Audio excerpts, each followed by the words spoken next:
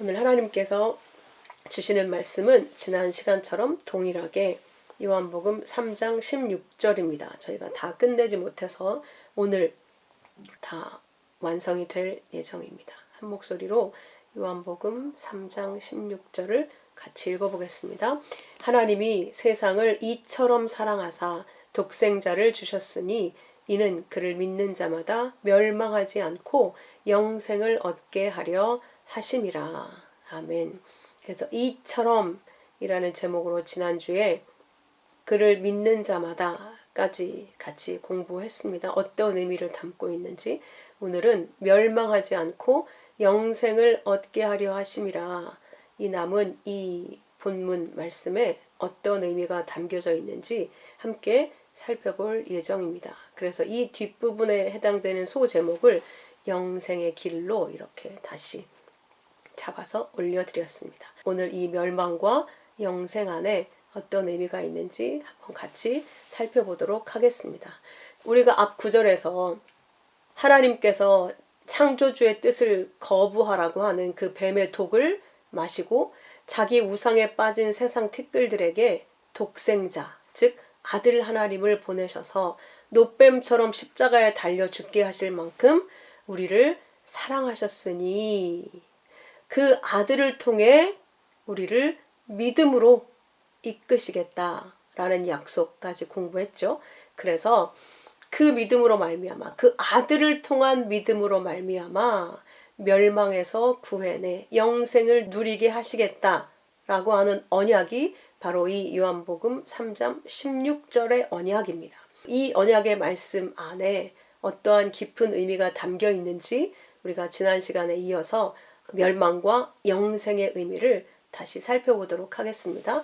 멸망치 않고, 그래서 이 멸망이라는 아폴룸이라는 단어는 잃어버리다, 쓸모없게 되다, 이런 뜻을 가지고 있어요. 멸망, 아폴룸이 있는. 그러니까 잃어버리고 쓸모없게 된다, 이건 존재의 파멸을 의미하는 것이자 하나님의 은혜 밖으로 단절된다는 것을 뜻하는 의미거든요.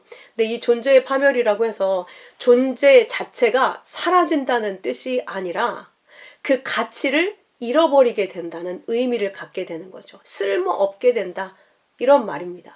왜냐?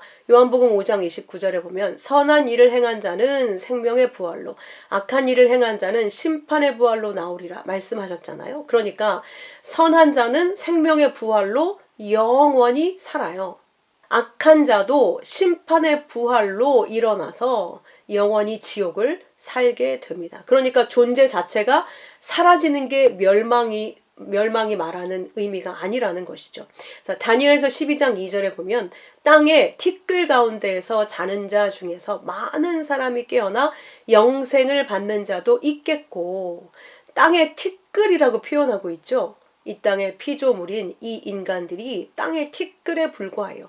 그렇게 그들을 자는 자라고 표현하죠. 죽어있다, 하나님께로부터 끊어져 있다, 이런 말이죠.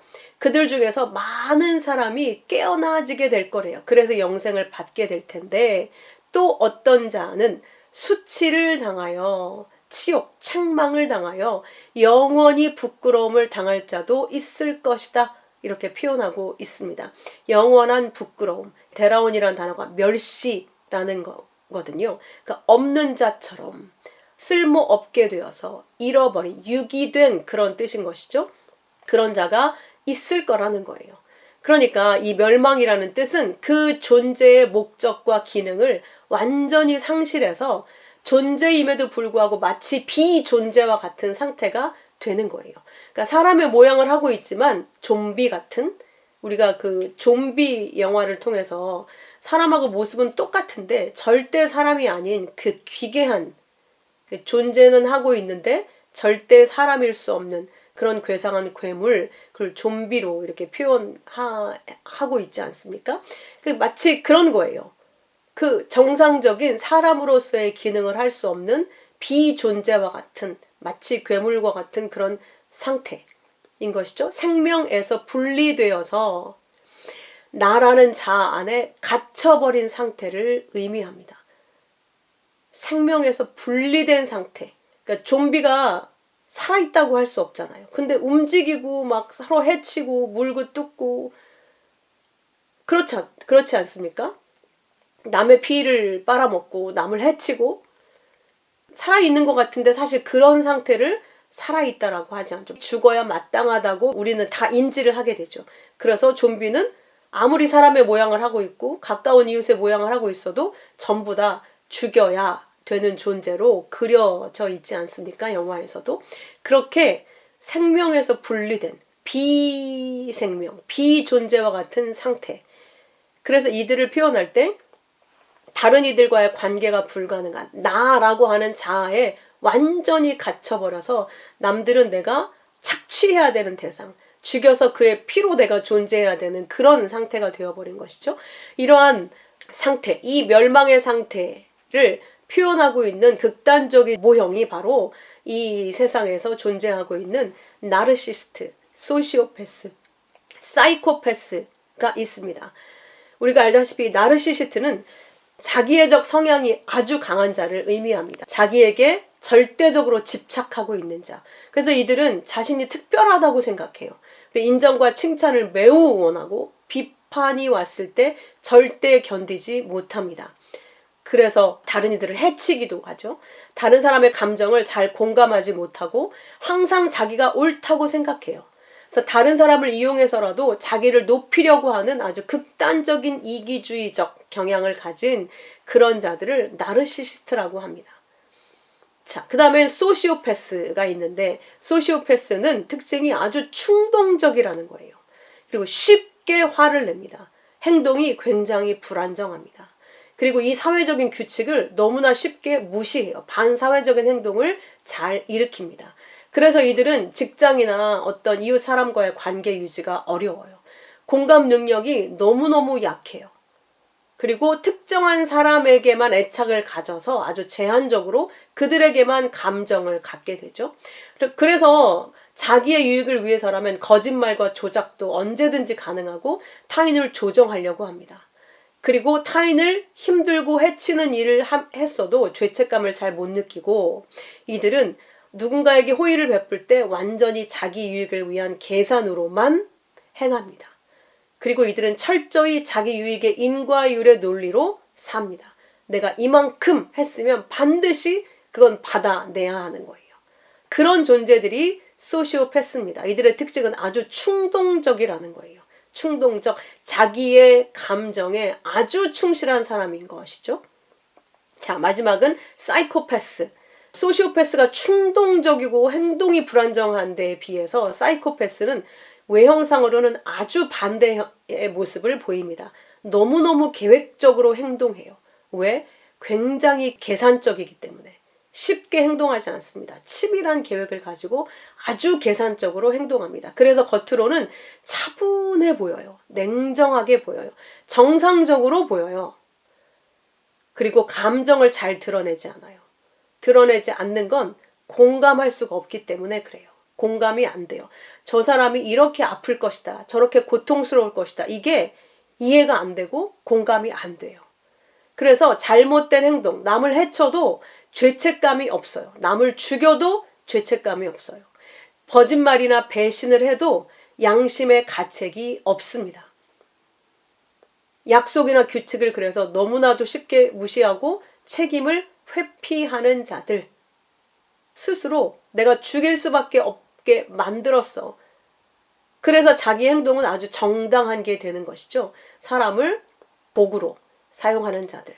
그러니까 이 나르시시스트, 소시오패스, 사이코패스의 그 공통점은 철저히 자기에게 갇혀 있다는 거예요. 내 감정이 너무 중요하고 내 유익을 위해서라면 치밀한 계산과 행동으로 다른 사람의 목숨을 빼앗아서까지라도 내 필요를 채우고 내 감정을 해소하는 자들이라고 하는 것이죠. 이들은 관계가 불가능해요. 공감할 수가 없기 때문에, 나만 생각하기 때문에. 그래서 극단적인 이기주의 형태를 가지고 있는 자들인 것이죠. 이들은 은혜가 완전히 소멸된 인간의 원형을 보여주고 있습니다. 죄가 얼마나 심각한 건지를 이들을 통해서 우리가 알 수 있는 것이죠. 공감 능력도 없고 죄책감도 없고 관계도 불가하고 자기밖에 모르고 남들에게는 관심이 없어요. 오직 나에 빠져 사는 자들이죠. 이들은 영원한 고립의 상태로 사는 죄인들을 말합니다. 그런 자들의 모형인 것이죠. 창세기 2장 18절에 여호와 하나님이 사람을 만들어 놓고 나서 이렇게 말씀하시죠. 사람이 혼자 사는 것이 좋지 못하니, 그때 혼자 사는 것 할 때 그 산다는 말이 스스로 존재한다는 이야기거든요. 그러니까 홀로 존재하는 것이 좋지 않다. 로토브, 악한 거다 그게. 그러니까 하나님이 사람은 혼자 존재하도록, 스스로 존재하도록 지어놓지 않으셨다는 거예요. 피조물이라는 자체는 창조주에 의해서 존재하게 된 거잖아요. 그러니까 창조주 의존자가 피조물인 것이거든요. 그렇게 존재해야 아름다운데 창조주를 거부하고 나 스스로 존재하겠다. 스스로 존재할 수 있는 분은 창조주밖에 안 계시잖아요. 창조주밖에 없는데 피조물이면서 나 스스로 존재하겠다. 이런 창조주로부터 떨어져 나가기를 바라는, 그게 악이라고 말씀하신 거예요. 그래서 그를 위해 나는 내가 돕는 배필을 지으리라. 그러니까 그를 돕는, 그를 구원하는 짝을 부여하겠다. 이런 말이거든요. 그래서 반드시 인간은 짝과 함께 존재하게 되어 있습니다. 그래서 한자로 사람 인자가 그 막대가 스스로를 기대고 있는 팔자 같은 모습이잖아요. 딱 기대고 있는. 그것도 정말 완전히 복음적이죠. 우리는 홀로 존재할 수가 없어요. 반드시 짝과 함께 있어야 돼요. 이 땅에서 우리가 혼자 살면 안 된다, 결혼하고 혼자 살면 안 된다, 이런 말을 얘기하는 것이 아니라 우리의 영원한 진짜 짝, 나를 존재하게 한 그 근원적인 짝, 예수 그리스도와 함께 연합되어진 상태, 그게 선이다. 그것을 버리고 홀로 떨어져 나가면 나무의 나뭇가지가 서로 거기에서 떨어져 나간 것처럼 죽은 거다. 이렇게 얘기하고 있는 것이죠. 근데 그걸 원하더라는 거예요. 먹지 말라고 하는 선악과를 먹고 내 안에 순종의 상태로 영원히 거하여 사랑받는 존재로 있으라고 우리를 지어놓고 모든 것을 허락하셨는데 하나님의 그 말씀을 어기고 떨어져 나가겠다는 얘기인 것이죠. 뱀의 말처럼 내가 홀로 떨어져 나가서 하나님처럼 되겠다. 그 말에 동의해서 떨어져 나간 게 그 선악과 사건 아니겠습니까? 그런 상태, 그것을 원하는 자들, 그들에게 그래, 네 마음대로 해라. 그리고 손을 놔버리게 되면 그게 유기가 되는 거예요. 유기. 그 귀여운 강아지들이 사람의 보호를 받을 때 정말 사랑받고 정말 개가 마치 사람인 것처럼 가족인 것처럼 그렇게 대해주는 게 그들에게는 최고의 영광이고 행복이잖아요. 그런데 주인을 물어뜯고 틈만 있으면 도망가려고 해요. 그러면 놔줘야지. 어떻게 하겠습니까? 그럼 그걸 놔주면 어떻게 됩니까? 유기견이 되는 거예요. 영원히 떠돌다가 어떤 사고로 어떻게 죽게 될지 아무도 알 수가 없습니다. 그런 상태, 그냥 자기에게 갇힌 상태가 바로 유기의 상태가 되는 겁니다. 그것이 바로 멸망의 본질인 거예요.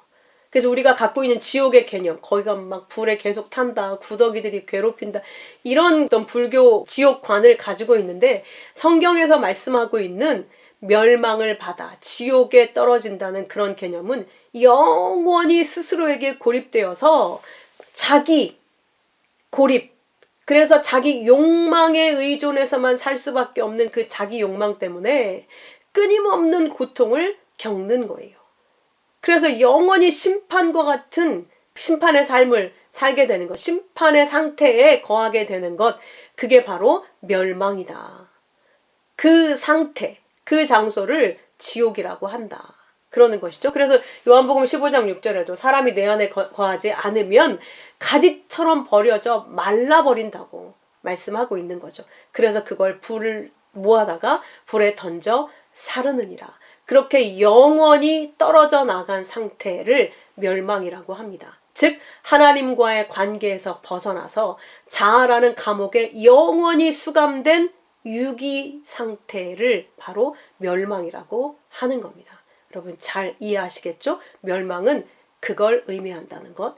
그래서 그 멸망이 아니라 그 멸망을 하게 하려고 우리에게 아들을 주신 것이 아니라 영생을 얻게 하려고, 그 멸망이 아닌 영생을 주시려고 아들을 보내셨다. 독생자를 주셨다라고 말씀하고 있는 겁니다. 자, 영생이라 함은 그러면 멸망하고는 반대의 의미겠죠. 영생은 우리가 지금까지 배운 개념으로는 하나님의 생명입니다. 그리고 영생은 곧 시편 133편 말씀처럼 우리에게 복을 명하셨는데 그 복은 곧 영생이다. 근데 그 영생은 오래 사는 게 아니라 지옥의 존재도 오래 산다고 했잖아요. 없어지지 않는다고 했잖아요. 그러니까 그 개념이 아니라 하나님의 생명을 누리는 것. 다시 말하면 하나님과 연합된 영원한 생명을 사는 것이 바로 영생인 거예요. 그러니까 이 영생은 관계적인 용어인 거예요. 하나님과 다시 연합되어져서 존재하는 상태를 영생이라고 하는 겁니다. 왜? 하나님만 생명이시니까, 하나님만 영생이시니까 그 존재와 연합되어야 떨어져 나간 나뭇가지가 그 나무에 붙어 있어야 사는 것처럼 그 존재 안에 거해야 영원한 생명을 누리게 된다. 그런 뜻이 되는 것이죠. 그래서 관계가 다시 회복되어서 그 안에 끈끈하게 붙어있는 상태를 영생이라고 하는 겁니다. 그래서 이 세상에서도 우리가 이 땅을 살아갈 때 제일 힘든 게 관계가 깨지는 거잖아요. 직장에서든 가정에서든 국가 간이든 어떤 상태에서든지 관계가 깨지는 것. 인간 관계가 가장 힘든 이 땅의 일이지 않습니까? 이 땅의 상황 아니겠습니까? 그게 너무 힘들어. 일 같은 건 어떤 시간만 투자하면 익숙해지기 때문에 얼마든지 잘해낼 수 있는데 인간 관계는 그게 안 되는 거예요. 그래서 전부 그것 때문에 고통을 겪게 되고 정말 살인까지 일어나는 그런 지옥과 같은 일들을 우리가 이 땅에서 보게 되는 겁니다. 그래서 결국 영생을 얻게 된 상태라고 하는 것은 사실 하나님과의 관계가 완전하게 연합되어지고 그리고 또 이웃과의 관계가 정말 서로가 서로를 아끼고 사랑하는 관계로 회복된 상태를 의미하게 되는 것이죠. 그것은 내가 살아있으면 절대 불가능한 것이잖아요. 그래서 나를 부인하고 사랑받는 관계, 사랑하는 관계가 되는 것, 그게 곧 영생의 모습인 것입니다. 그게 곧 천국인 것이죠. 그러니까 결국 인간의 행복은 창조주, 우리를 낳고 우리를 구원하신 예수 그리스도의 사랑을 받으면서 그 사랑을 아는 자들이 서로를 사랑하는 것, 그것이 행복인 것이죠. 나에게서 벗어나서 서로를 받아들이는 것, 그게 행복인 것이죠. 그러니까 성경에서 말하고 있는 구원이라 함은 우리는 땅의 티끌과 같은 존재여서 영원히 자기만 알고 자기가 자기 스스로를 고립시키는 그런 상태로 살 수밖에 없는 자기 숭배의 죄성을 가지고 있는데 거기에서 건져내시는 걸 구원이라고 말씀하고 있는 겁니다. 자기 감옥에서 해방시켜서 하나님과 하나 되는 관계를 만드시는 것이죠. 이웃과 연합되어지게 만드는 것이죠. 하나님과 하나가 되어서 하나님과 하나가 될 수 있다는 건 하나님의 사랑을 깨달아 알게 돼서 경험을 해서 그 하나님께 순종하게 되는 것이죠. 하나님만이 나를 영원히 보호하시고 나를 사랑하시는, 나에게 생명으로 끝까지 나를 책임지시는 영원하고 온전하고 전능하신 존재라는 걸 온전히 깨닫게 되어질 때 그 믿음으로 순종하게 되는 상태로 하나님과 연합이 되어지는 것이죠. 그걸 친밀한 연합이라고 이야기합니다. 그래서 그 친밀함이 강화된 상태를 친구로 표현을 하신 거예요. 우리가 이 세상에서도 제일 자유롭고 편하고 좋은 관계가 친구 관계이지 않습니까? 친구. 사랑과 신뢰를 바탕으로 해서 이심전심이 된 상태가 친구예요. 눈빛만 봐도 알고 제 마음 상태가 어떤 줄 알고 친구는 어떤 그들에게서 유익을 취하려는 욕심을 갖고 있는 게 아니거든요. 친구가 너무너무 좋은 관계잖아요. 그래서 예수님도 우리를 이제 너희를 종이라고 하지 않고 친구라 하겠다. 이렇게 말씀하시죠. 그래서 내가 아버지께 들은 걸 너희에게 다 알려줄 거야. 그러니까 친구의 관계는 비밀이 없는 관계인 거예요. 예수님께서 아버지께서 주신 그 모든 말씀, 그 사랑, 생명, 그 영생의 비밀을 다 알려주시겠다는 거예요. 그래서 내가 너에겐 비밀이 아무것도 없는 친구로 만들겠다. 그러면 그 친구처럼 강력한 연합의 관계는 없지 않습니까? 이렇게 이 땅의 관계로 표현을 하신 겁니다. 그래서 요한복음 17장 3절에도 영생은 곧 유일하신 참 하나님과 그가 보내신 자 예수 그리스도를 아는 것이다 라고 말씀하고 있는 겁니다. 그리스도를 아는 것, 하나님을 아는 것, 예수님이 전부 다 알게 해줄게. 그 안다는 것, 기노스코. 이게 히브리어로는 야단데, 이건 머리의 지식으로 단순히 안다는 뜻이 아닌 거예요. 인격적으로, 경험적으로 깊은 관계를 맺어서 아는 걸 의미하는 것이죠. 자, 하나님을 안다는 건 그러므로 오이다라는 것처럼, 오이다라는 그 의미가 가진 게 학습이나 관찰을 해서 객관적으로 아는 거예요. 아, 지구가 둥글구나. 우리가 강의를 들어서 사진을 보고 그렇게 해서 아는 거. 그러니까 예수님의 십자가 구원을 내가 안다. 2000년에 그분이 존재했었어. 이런 일을 오셔서 하셨었어. 다 알아. 학습을 해서, 들어서, 배워서 알아. 그것은 객관적인 지식에 불과하다는 거예요. 그래서 헬라어가 그 안다는 개념을 구별을 하고 있어요. 오이다. 그런 오이다 아니고 기노스코. 직접 부딪히고 겪어서 얻게 된 체험적인 지식을 말하는 겁니다. 기노스코라는 단어는. 그러니까 예컨대 이런 거죠. 내가 그 사람하고 10년을 살아보니까 20년을 살아보고 50년을 살아보니까 이제서 그를 알겠어. 그가 어떤 사람인지를. 이건 그냥 아는 게 남한테 들어서 이건 이런 사람이야 한번 만나볼래 이런 게 아닌 거예요.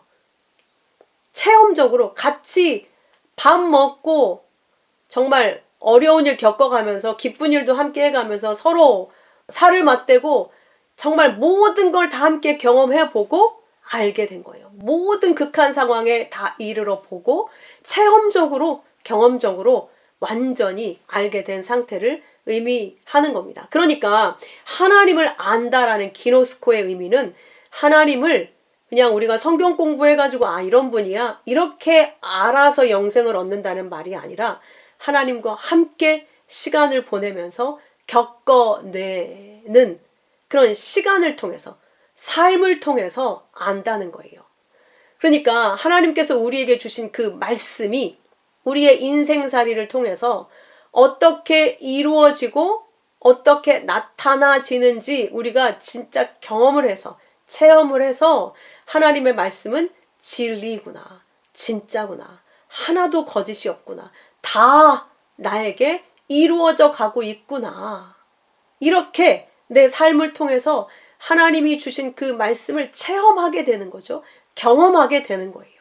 그 모든 과정을 통해서 우리는 영생의 길을 걷게 되는 겁니다. 그래서 예수님이 요한복음 12장 50절에 나는 그의 계명이 영생인 줄 아노라 말씀하신 거예요. 그 말씀이 우리 삶에서 경험되어지는 것 그게 영생이라는 거예요. 그게 우리 안에 생명, 아버지의 생명이 들어와 있고 아버지가 나를 정말 친구처럼 가까이 여기시면서 나를 사랑하신다는 증거라는 거예요.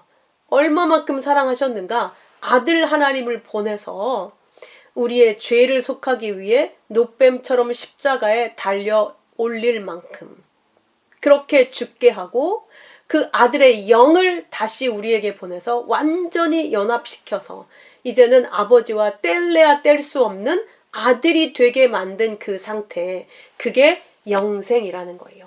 그 상태를 야다라고 합니다. 히브리어로 안다는 건 야다란 말이죠. 이건 부부 사이의 친밀한 연합의 상태를 얘기하는 거예요. 상대를 전적으로 신뢰해서 자기의 모든 거를 다 오픈하고 가릴 게 없는 상태인 것이죠. 에덴에 있던 그 상태. 가장 나의 깊은 부분까지 공유하는 인격적인 연합 관계를 야다라고 하는 겁니다. 그래서 이 안다는 건 한순간에 끝날 수 있는 게 아니라 우리의 모든 인생이 완전히 다 들여져서 하나님과의 사귐을 통해 알아가는 거예요. 그 지식이 넓어지고 깊어져서 완전히 하나님을 신뢰하게 되어지는 그 아들의 믿음, 완전히 자기를 비워서 죽기까지 복종하신 그 아들의 믿음으로 가서 그 아버지와 완전히 연합되어지는 관계, 그것을 안다라고 표현하고 있는 겁니다. 이것을 우리에게 말씀하셨으니까 이게 어떠한 삶인지, 이 영생의 삶을 우리가 어떻게 살게 되는지 그 영생의 길을 보여주시지 않았겠습니까? 마땅히 샘플로 그 모형이 바로 야곱의 일생입니다. 야곱의 일생을 다시 쭉 돌아보면서 영생의 길을 이렇게 걷게 되는구나, 우리가 더 분명하게 보게 될 수 있을 겁니다. 자, 우리가 알다시피 야곱은 쌍둥이였죠. 둘째, 작은 자. 맏아들이 따로 있었어요. 에서. 뱃속에서 쌍둥이로 존재했어요. 그러니까 우리는 애초부터 맏아들인 예수 그리스도 안에 있었던 거예요. 같이 있었던 거예요. 거기에서 우리가 나온 거죠. 그래서 아담이 잠들었을 때 하와를 갈비뼈를 꺼내서 만들었다, 이렇게 말씀하고 계신 거예요. 원래 우리는 같이 있었어요. 예수님 때문에 생겨났다는 의미인 것이죠. 그리스도 안에 우리가 있었다는 얘기인 것입니다. 그래서 야곱은 애초에 형인 장자와 같이 엄마 뱃속에 있었다. 자, 그 작은 자로 태어났어요. 우리를 설명하고 있는 것이죠. 큰 자가 아니라 작은 자로 태어났어요. 그래서 이 작은 자로 태어나진 야곱이 우리가 어떻게 하나님의 언약대로 큰 자가 되어지는지 그걸 살아내는 여정이 바로 야곱의 일생이었습니다. 그래서 처음부터 어떤 언약이 주어지는가? 큰 자가 어린 자를 섬기리라. 이 말씀이 어머니 리브가에게 있었단 말이죠. 이게 하나님의 언약이었어요.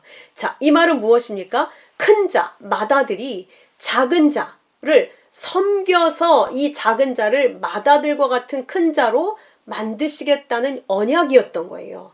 그러면 작은 자로 태어난 야곱은 어떻게 살아야 되는 거죠? 큰아들을 전적으로 의존해서 큰아들의 섬김을 받아서 살아야 된다는 뜻이 되는 거예요. 그게 이 작은 자에게는 행복인 것입니다. 그런데 야곱은 이걸 그렇게 여기지 않았어요. 내가 장자가 되겠다라고 그 장자, 큰 자, 내가 내 힘으로 큰 자가 되겠다. 나는 큰 자의 섬김을 받지 않고 큰 자가 되겠다라고 결정을 한 것이죠. 결심을 한 것이죠. 그래서 형에게 붉은 죽을 쑤어서 주고 장자의 명분을 빼앗습니다. 사는 것이죠. 그건 돈을 주고 뭔가를 주고 살 수 있는 게 아닌데 이 탐욕이 여기서 나타나는 것이죠. 스스로 큰 자가 되려고 하는 탐욕. 그리고 결국 아버지까지 속이고 장자의 축복을 빼앗습니다. 형의 것을 도적질하는 것이죠. 도적질 했으니 장자권이 4개 있는 거잖아요. 자, 장자권을 갖는다는 건 축복이 그 안에 들어있는 거고, 우리나라도 이전엔 장자에게 모든 재산을 상속했습니다. 그 이유가 무엇일까요? 아버지가 없을 때 유고시 아버지의 역할을 대신해야 되는 게 장자였기 때문이에요. 그러니까 장자는 모든 가족들을 책임져야 될 그 의무가 있었단 말입니다. 그래서 그 유산이 그에게 유대인들도 2배로 주어지고 있는 것이거든요. 그런데 그 장자권을 빼앗기만 했지 이 장자의 삶을 살아낼 능력이 사실 야곱에게는 없었던 것이죠. 그래서 그때부터 장자권을 받아서 도주하는 인생이 됩니다. 도망자의 삶을 살게 되어 장자의 삶을 사는 게 아니라 거기에서 섬기고 책임지고 이렇게 살아야 되는 게 맞는데 도망자로 자기 살아보겠다고 이제 죄를 지었으니 도망을 하게 됩니다.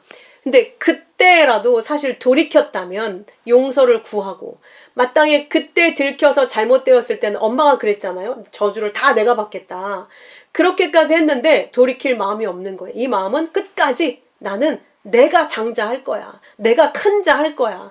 이거란 말이죠. 그러니까 선악과에 손을 댄 거예요. 내가 하나님 하겠다는 거예요. 하나님의 보호 아래서 내가 그 섬김을 받아서, 그 은혜를 받아서, 그 은혜 의존적인 어린아이로 사는 거 다 그런 거 싫다. 내가 떳떳하게 벌어서 내가 큰 자가 돼서 내가 도와도 주고 내가 이렇게 대단한 자구나. 이렇게 내 스스로 나를 찬송하는 하나님처럼의 삶을 살겠다. 이게 육을 가진 모든 인간의 불치병이라는 거예요. 그걸 지금 보여주고 있는 거예요. 육을 입었다는 그 약함이 바로 그 죄성이라고 하는 것이죠. 자, 그런데 이삭이 그렇게 아들에게 속았음에도 불구하고 복을 빌어서 야곱을 내보내주죠. 마치 탕자에 비유해서 둘째 아들이 아버지 유산 주세요. 내 마음대로 살고 싶어요. 근데 내보내줬잖아요. 유산 주어서. 똑같죠? 네, 똑같은 이야기를 반복하는 거예요. 아담의 이야기, 야곱의 이야기, 탕자 이야기 다 같은 이야기입니다. 자, 그렇게 해서 도망길에 오르게 되는데 그 브엘쉐바 약속의 우물이 있는 그 약속을 받은 길에서 하란, 아주 거칠고 메마른 그 하란까지 가는 길에 하나님이 나타납니다. 얼마나 두렵고 무섭고 외롭겠습니까? 하나님의 사자들이 그 사다리, 하늘 사다리를 내려놓고 왔다 갔다 하고 있습니다. 그러면서 하나님이 약속을 줘요. 얘야, 네가 누워있는 그 땅을 내가 너에게 줄 거야. 그리고 땅의 모든 족속이 너와 네 자손, 예수 그리스도죠. 그를 통해 복을 받을 거다. 생명을 얻을 거라는 거죠. 약속의 땅을 얻을 거라는 거예요. 그리고 네가 어디든지 가면 내가 함께 갈 거야. 너를 지키고 인도해서 반드시 이 땅으로 돌아오게 할 거야. 이 언약이 완성될 때까지 너를 결코 떠나지 않겠다. 이 언약을 받고 내려온 겁니다. 그 언약이 있었던 자리가 베델, 하나님의 집이었어요. 우리 역시 이 언약을 받고 우리의 인생이 시작된 겁니다. 하나님과의 떨어져 나온 이 불순종의 아들의 인생이 시작된 것이죠. 드디어 동방의 하란에 이르러서 기적처럼 라헬을 만나게 되죠. 라헬은 양의 의미를 갖고 있어요. 그러니까 하나님이 이 땅에 우리를 홀로 보내신 것 같은데 가죽옷을 입혀 보냈다고 말씀하셨잖아요. 에덴에서도. 거기에서 제일 처음 만난 자가 양이라는 뜻을 가진 라헬, 짝이었어요.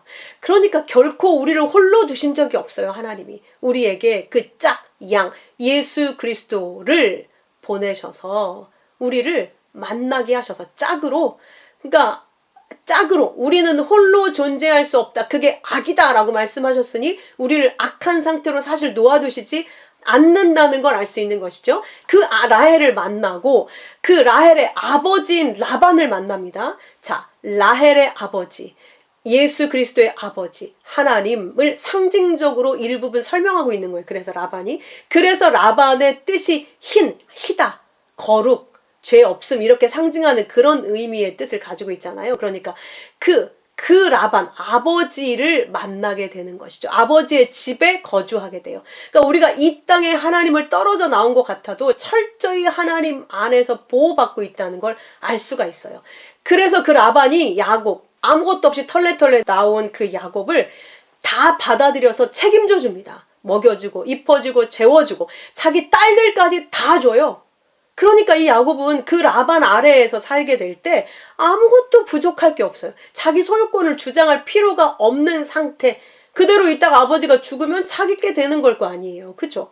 그런 상태인 거예요. 하나님 나라, 에덴에서도 마찬가지였었어요. 거기서 그냥 아버지의 사랑 받으면서 내가 거기서 그거 따먹고 떨어져 나오지만 않으면 그냥 그 행복이 내 건 거가 되는 거거든요. 근데 우리가 그걸 싫어한다는 거예요. 여기서도 마찬가지인 겁니다. 자, 라헬을 얻기 위해, 아내로 삼기 위해서 7년을 일을 하죠. 그런데 7년의 수고 끝에 얻은 아내가 라헬이 아니었어요. 레아였어요. 레아는 눈이 나쁘다는 의미를 갖고 있다고 했죠. 제대로 볼 수 없는 그 짝을. 그러니까 하나님의 말씀이 처음부터 우리에게 진리, 어린 양 예수 그리스도로 온 게 아니라 율법으로 먼저 오잖아요. 그래서 율법의 짝을 먼저 맞이하게 돼요. 그 율법의 짝은 수고, 7년이라는 수고를 거쳐서 맞이하게 되죠. 그런데 이 라헬도 주죠. 그 라반이, 아버지가. 근데 7일의 결혼식 기간을 거치고 바로 줘요. 그러니까 결국 왜 이런 과정을 거치느냐.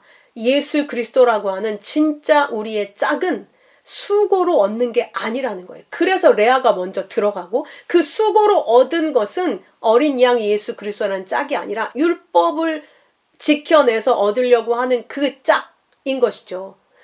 그러니까 7일의 결혼 후에는 아무 그거 없이 결혼식만 거치고 다시 라헬을 짝으로 맞이해 드리고 그 뒤에 7년을 수고하는 거예요. 그 은혜가 우리 가운데 오면 기쁨으로 일하게 되지 않습니까? 그거는 수고하고 무거운 짐의 그 수고가 아니라는 거죠. 그렇게 해서 같이 살고 계속 자식을 낳아서 나중에 요셉을 낳게 되는 때가 되니까, 요셉은 예수 그리스도로도 또 상징하고 있죠. 또 예수 그리스도가 여기에서 나타나게 되죠. 그러면 이제 그 예수 그리스도로 말미암아 하나님의 집으로 돌아가면 완성인데, 이 야곱이 돌아가려고 생각하니 아무것도 내 손에 쥔 게 없는 것 같은 거예요. 사실 라반의 모든 게 자기의 것과 마찬가지였는데, 자기의 외삼촌이 자기에게 품삯을 10번이나 속였다고 그렇게 고백을 하는 거죠. 그 말은 라반은 사실 아들처럼 이 야곱을 대해서 딸들도 다 주고 모든 소유도 이에게 맡긴 거거든요. 그런데 자기는 품삯을 받아서 하는 그런 품삯지기로 생각을 했다는 걸 알 수 있어요. 여전히 그 아들의 은혜가 무엇인지를 알지 못하고 있는 것이죠. 그래서 그 라반이 집에 돌아간다고 하니까 흰 것을 다 주어서 다시 한번 붙잡지 않습니까? 그리고 너에게 더 많은 소유를 주겠다고 얘기하는데 필요 없대요. 자기가 마련하겠다는 거예요. 끝까지 야곱은 끝까지 내가 내 힘으로 하겠다는 거예요. 그런데 그 흰 것만을 받아서, 그러니까 아버지가 흰 것만 줬다, 흰 양떼만을 줬다. 그건 무슨 말입니까? 하나님 아버지께서 우리에게 주신 건 거룩한 말씀, 죄 없는 그 말씀, 하나님을 말씀에 담아서 깨끗하고 거룩한 것만 주셨는데, 그 말씀을 받아서 내 힘으로 내 소유로 그 말씀을 내 걸로 만들겠다는 뜻인 거잖아요. 그러니까 결국 흠 가득한 얼룩이 덜룩이 그 검은 점들의 양을 만들게 되는 거예요. 그런 걸로 받는 거예요. 우리가 하나님이 거룩한 걸 줘도 거룩하게 받을 수 있는 능력이 없는 거예요. 우리 손이 닿으면 다 우리의 우리 소유를 만들기 위해서 우리의 힘이 거기에 부과되면 더러운 것이 된다는 뜻이에요. 그 소유를 가지고 도망을 합니다. 안 보내줄 거라고 생각을 해서 다시 도망을 해요. 떳떳하게 말하고 오지를 못해요. 우리는 항상 그렇게 불안하게 떳떳하지 못하게 그렇게 살게 되는 것이죠. 아버지는 모든 걸 자기 것처럼 다 줬는데 자기를 품꾼으로 여기고 드디어 내가 내 몫을 쥐었다라고 돌아오게 되는 거죠. 거기에 라반이 추격해서 언약을 세워서 다시는 다른 것을 짝으로 삼으면 안 된다. 언약을 세우고 가나안에 들어오게 됩니다. 근데 그 안으로 들어오려면 형과의 화해가 일어나야 되는데 지금 형이 400명을 이끌고 데려온다는 소식을 들었어요. 형의 마음을 살려고 자기의 모든 소유를 여러 때로 나누어 가지고 앞으로 먼저 보냈는데 아무 소용이 없었어요. 이제 나는 죽겠구나. 나는 약속의 땅으로 못 들어가겠구나. 베델로 못 가겠구나. 낙심이 되지 않았겠습니까? 그런데 얍복강에서 하나님의 사자가 찾아오죠. 그 사자에게 나에게 복 주지 않으면 절대 갈 수 없습니다라고 끝까지 자기 힘으로 복을 받겠다고 또 애를 쓰고 있는 거예요. 그러니까 우리의 힘이 빠지기가 이렇게 어렵다는 거예요. 태어날 때부터 발목 붙들고 자기 힘 안 놓고 그 손이 대표적으로 발 뒤꿈치를 붙잡고 안 놓는 끝까지 얍복강에서도 절대 천사를 붙잡고 안 놔요. 그러니까 인간은 죽을 때까지 자기 힘을 절대 포기하지 않아요. 숟가락 들 힘만 있으면 어떻게든 내 자존심이 상하지 않게끔 하나님 앞에 떳떳한 존재가 돼서 내 힘으로 구원을 얻어보고 내 힘으로 이 땅에서 그런 듯이 보란 듯이 그런 성공을 이루어 보겠다고 하는 그거 하나님께 돌아가는 데에도 그걸 가지고 가겠다고 하는 것을 포기하지 않는다니까요. 그런데 그 힘줄을 끊어버리십니다. 절름발이가 되게 하세요. 혼자 일어설 수도 없게 만드시죠. 그렇게 자기의 힘이 완전히 힘줄이 끊어져서 부정된 상태가 되니까 형이 그를 긍휼히 여기고 기쁨으로 맞이하게 되는 겁니다. 약속의 땅은 그렇게 은혜로만 들어간다 라고 하는 걸 보여주는 거예요. 그래서 형이 그 많은 소유를 갖고 온 걸 전부 거부하는 겁니다. 난 그런 거 필요 없어. 하나님이 왜 그런 걸 필요로 하시겠습니까? 이 땅에 다 흙티끌 그런 쓰레기 더미에 불과한 이런 내 소유로 만든 거 그걸 어디다 쓰겠습니까? 당연히 그 약속의 땅에서는 거부, 아버지의 것으로 가득 차 있는 곳인데 그걸 어디에 쓰겠습니까? 그래서 그거를 거부당하고 긍휼로 형의 용서로 은혜로 내 힘이 완전히 끊어졌을 때 그렇게 들어오게 되는 것이죠. 그러면 이제 그 형과 함께 영원히 거하게 되어야 되는데 그 거주를 또 거부하죠. 또 자기 것을 주장하면서 자기가 살아보겠다고 세겜으로 갑니다. 형과 같이 안 가죠? 근데 거기서 디나 사건이 일어나게 되는 거예요. 결국 내가 나를 포기하지 않으면 그렇게 세상에 강간당하면서 내 자식이 강간당한다는 건 나를 의미하는 거잖아요. 그러니 그 비참한 삶을 결코 우리 스스로 못 놓는다는 것이죠. 이런 과정을 통해서 자기 자식까지 그 고통을 겪는 이 비참한 사건을 통해서 그때서야 모든 지금까지 내가 쌓아온 그리고 그것을 위해서 가지고 온 우상들 같이 온 식구들 것까지 전부 다 꺼내게 해서 전부 다 묻어버립니다.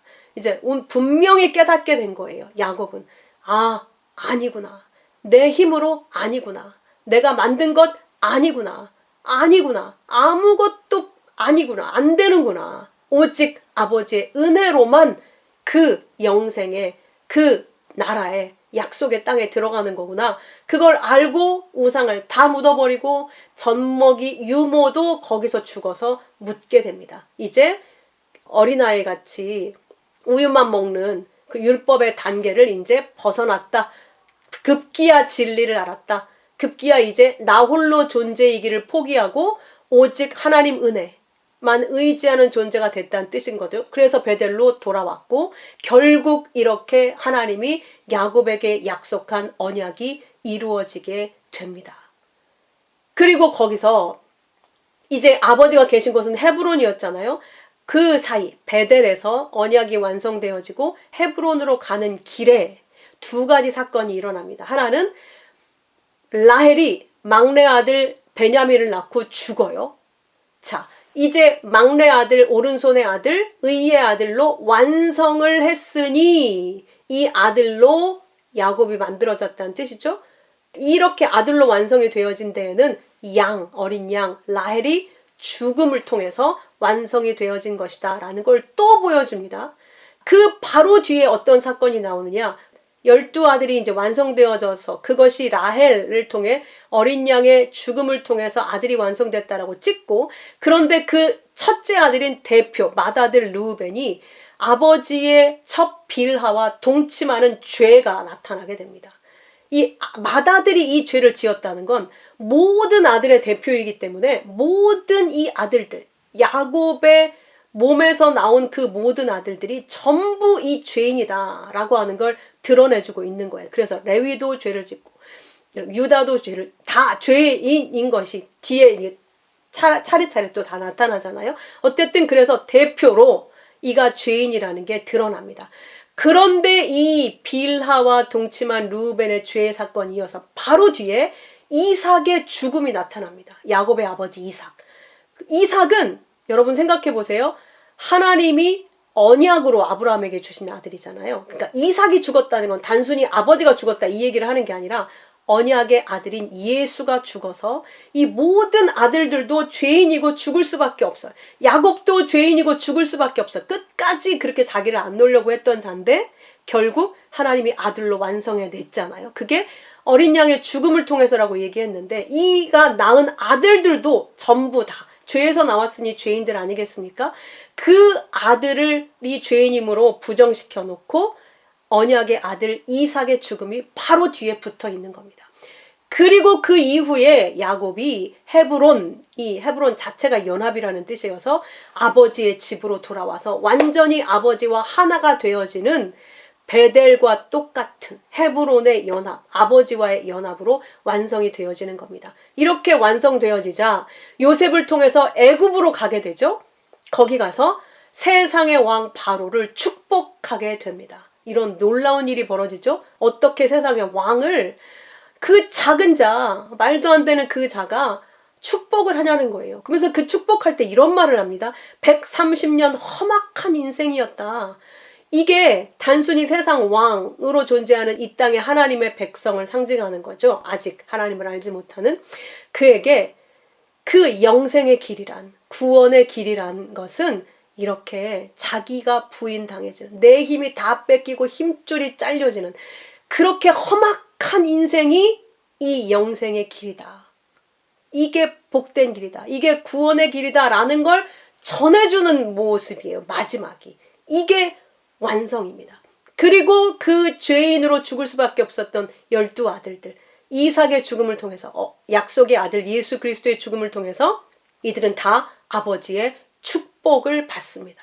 그래서 마지막 사건이 12 아들을 축복하고 그 야곱이 모든 인생을 마치게 되어지는 것이죠. 결국 야곱의 인생은 하나님의 언약이 어떻게 성취되어지는가를 베델의 언약을 통해서, 라헬이라는 양을 통해서, 언약의 아들 이삭을 통해서, 예수님을 상징하는 요셉을 통해서 모든 순간순간이 전부 그 예수 그리스도와 연합되어지는 과정을 거쳐서 아버지께로 가서 아버지와 헤브론 연합되어지는 것으로 완성이 되어지는 겁니다. 이것이 우리의 인생이며 우리의 인생이 이렇게 영생의 길로 가는 과정이라고 하는 것을 보여주고 있는 겁니다.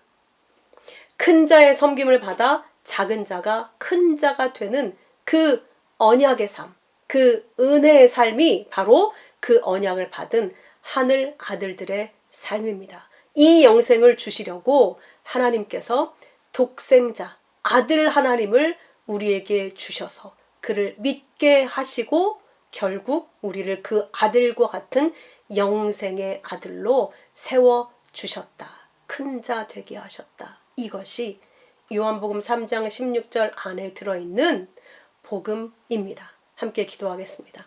아버지, 이 놀라우신 은혜의 과정을 우리가 살고 있습니다. 그러므로 우리가 믿음의 눈을 열어 매 순간 예수 그리스도께서 우리와 어떻게 함께하고 계시는지, 아버지의 은혜가 어떻게 우리에게 부어지고 있는지 더 분명하게 믿음의 눈을 뜨고 보고 감사하며 주님을 찬송하며 이 은혜를 주의 백성들에게 마음껏 증거하고 전할 수 있도록 인도해 주옵소서. 마침내 우리의 인생을 통해서도 하나님의 이 놀라운 언약이 이루어질 것임을 이렇게 보게 하셨사오니 날마다 그 언약의 완성을 바라보며 주님을 찬송하며 감사하며 주와 연합되어지는 영생의 길을 기쁨으로, 믿음으로, 순종으로 걸어갈 수 있도록 인도하여 주옵소서. 귀하신 예수 그리스도의 이름으로 기도하옵나이다. 아멘.